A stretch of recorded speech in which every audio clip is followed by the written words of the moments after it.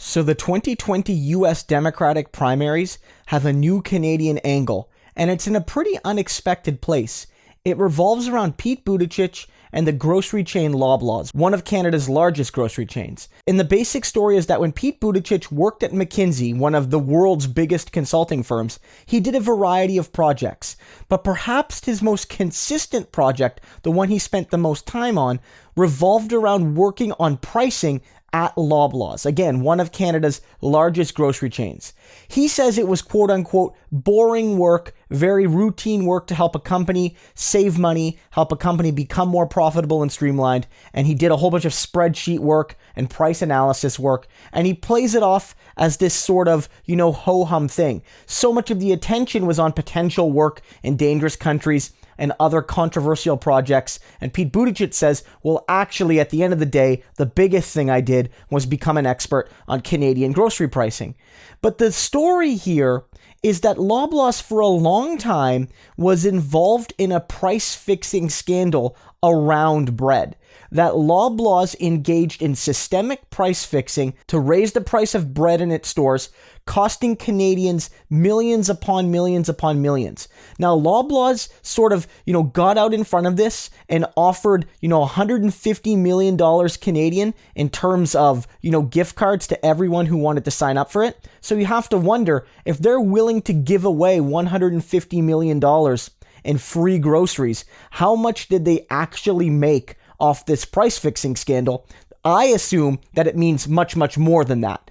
So at the end of the day, one of Canada's biggest companies, owned by one of Canada's richest families, bilked the poor and indeed everyone out of millions and millions of dollars on an essential food good like bread.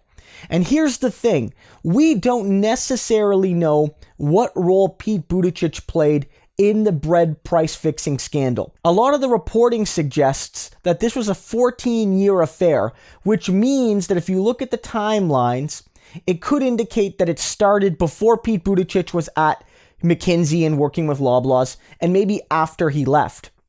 So it could mean that the original price fixing scandal started before Pete Buttigieg was at McKinsey and therefore, working with Loblaws in some indirect capacity.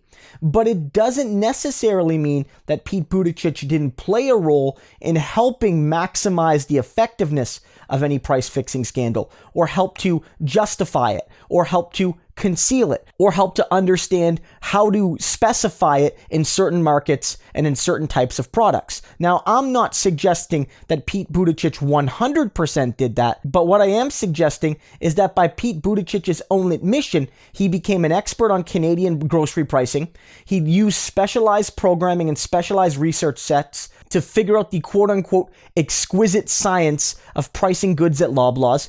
And if there was the sort of person who would be in tuned to how a company as large and complex as Loblaws could use their systems and use analytics and use data to fix prices on things like bread, Pete Buttigieg would be one of those people. So it's sort of interesting. A lot of people were wondering if we were going to see some real, red meat scandal. Pete Buttigieg, worked with despotic governments to overthrow democratic forces, or worked with terrorists, or worked, with, corporations that were destroying the environment in pretty blatant ways. And so far, it looks like his work was largely quote unquote routine. But we have to remember that when you fix the price of things like bread, it has a real effect. If you're a middle-class person or a wealthier person, you might not notice. Even if you were bilked for, $10 a week over the course of many years, that adds up. But you might not notice. But if you're a poor person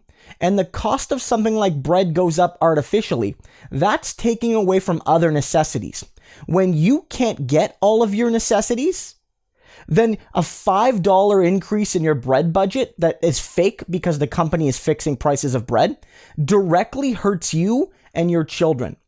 From one of the richest families in Canada, one of the most profitable corporations in Canada, to utilize this scheme, which again, Pete Buttigieg may have played a role in perpetuating, is really unacceptable, and it raised a lot of concern here in Canada, especially because Loblaws, in some other cases, has been the beneficiary of massive subsidies. Not only do they get to benefit from artificially low minimum wages, which anti-labor governments have kept low to help low-wage employers like Loblaws, but they've also benefited from the federal government giving them money to buy new fridges, even though, again, this is one of Canada's largest and most profitable corporations who could likely afford to just buy newer and more environmentally friendly fridges themselves. So is this the thing that's going to take down Pete Buttigieg? Well, to the extent to which you even think Pete Buttigieg is in contention to win, I don't think this is going to actually be the thing that ends him. You know, a price-fixing scandal in Canada doesn't have the same kind of oomph that a similar scandal would have in the United States. He also has some plausible deniability because the program predated him and postdated him, and so he could obviously make the argument that, like, you know, I obviously didn't create this. It didn't end when I left, so, you know, it's not really something that I did. He could also maybe say hypothetically that, you know, yes, it was happening when I was there, but, you know, my systems, you know, were baked in with this price fixing, you know, sort of as an assumption that predated my arrival. I didn't know the prices were being fixed when I analyzed them. Again, I don't necessarily believe that, but I think from a legal perspective, he would have some sort of deniability. But I think this plays into an image of Pete Buttigieg that is less than ideal. The optics of a man who takes secret meetings with billionaires and is proud of it cannot have this sort of image on him. This is, again, Pete Buttigieg working on behalf of one of the biggest consulting firms in the world in partnership with one of Canada's biggest grocery chains and richest families to price the food out of poor people's mouths. That's what this is fundamentally about. And so Pete Buttigieg, who's running on something of a nominally progressive platform, really doesn't need this sort of story about how Pete Buttigieg, the man who says he's really the one for common people because he doesn't want to pay for rich people's universities, was the man potentially who was responsible for stealing bread from some of Canada's most vulnerable and marginalized populations. It's not a good look. My personal view, my personal assumption here is that Pete Buttigieg likely didn't create the price-fixing scandal. But Pete Buttigieg, the professional he was when he worked at McKinsey, did whatever he could to maximize his value to his client. And if that meant helping Loblaws maximize prices on certain goods, then I don't think it's an unreasonable assumption to assume that he played a role in it.